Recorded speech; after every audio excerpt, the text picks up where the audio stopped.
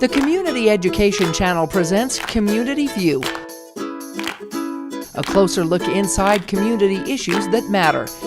It's a glimpse, a preview, bringing public perception to light on local community issues that make a difference. Hello and welcome to Community View. I'm Melissa Anderson.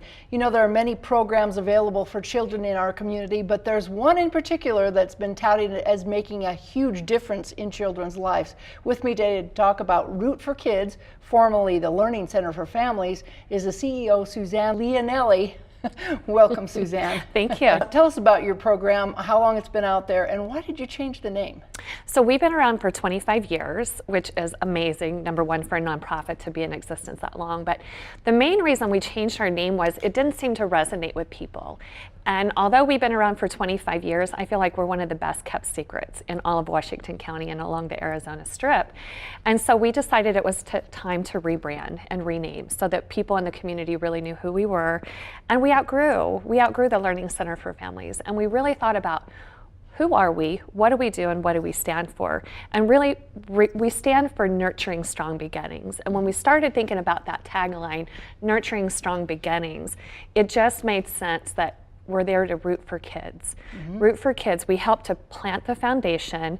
We help to nurture. We help to ensure that the roots grow deep and they become strong individuals and they're successful in community. So how old are the children then that you help plant?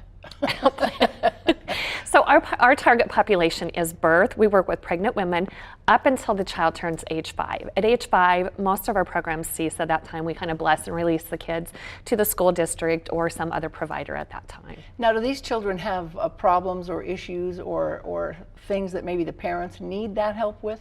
Yeah, you know, we work with children all over the spectrum. So it's really any child that's facing adversity. So whether that's a child born in poverty, mental health, substance abuse, domestic violence, or even a developmental delay or disability.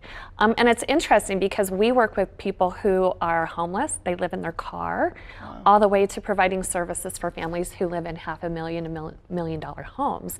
So we really work across the spectrum, particularly with children with delays and developmental disabilities. But for our higher risk population, most of those are income eligible, so it's people who are really struggling with poverty and income. So how do the families find out about you if they're living in their car? Mm-hmm. It's amazing that there is this underground network of families that talk to each other. Right. And a lot of our referrals come from friends of people who are participating in our program. People really champion us, they celebrate us, so they're our best advocates. We also have this amazing relationship with the NICU, the Neonatal Intensive Care Unit, mm-hmm, that every baby that's born that goes into the NICU, we now go on rounds with the nurses at the NICU. So we're starting to develop those relationships so that when the family is released from the hospital, they have the option to continue with us for home-based services. Wow, that's a really important service. Yeah, now, so with how many children that you support in the community, how do you get funding for all of this? So we serve about 600 families a week that come through our organization. Wow. And our funding portfolio is really diversified. We have state funding, federal funding. We've just started to do a lot of fundraising. We rely on a lot of community support. Unfortunately, with federal and state money, it's really restricted on how we use that, and it only allows us to do so much. So we really rely on the community to help expand our reach and deepen our footprint in the community. Are you planning on expanding any of your programs in the future? We actually just submitted 2 federal grants that totaled about $3 million. Wow. That if awarded, it's highly competitive, but if it's awarded, we'll be able to do Early Head Start center-based program within St. George, as well as Hilldale and Colorado City and Beaver Dam, if it's awarded. That's awesome. Yeah. Now, I do also understand that you are supported by the United Way, because that's how I found out about you. Oh, yes. I think they're one of our longest supporters. They've been around since our inception, so for about 25 years, we've had an amazing partnership with United Way. So if anybody wanted to give, they could give directly, or they could go through the United Way. Yes, definitely. And if they wanted to drop by and visit to find out where you're at and more about the program, where do they go? Our location, we have 4 sites, but our main office is at 2044 South Mesa Palms Drive.